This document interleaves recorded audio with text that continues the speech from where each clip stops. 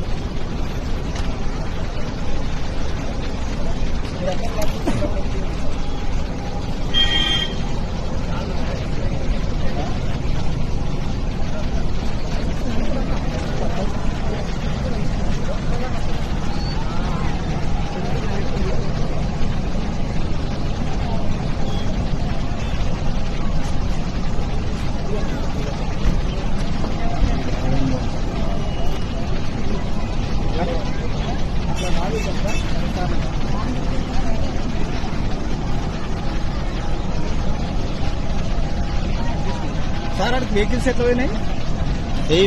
ఈ రోడ్ కింద